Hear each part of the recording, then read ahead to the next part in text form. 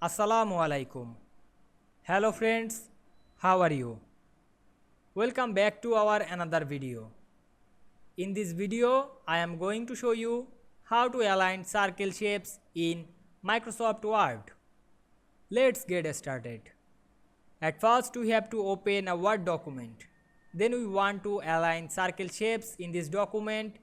We insert some circle shapes. Go to the Insert menu and click Shape drop down menu.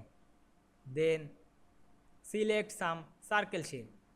Firstly, we select oval shape and draw it. Then go to back this Shape drop down menu and draw another circle shape. Click the circle hollow. Then change the circle hollow color. Click the circle hollow and go to the Format menu. Then select Shapes Fill and change another color. Then press Shift on your keyboard to select these multiple shapes. And we can see here we select this multiple shape. Then go to the Align option and choose Align left or right or center, or align top, align middle, align bottom, etc.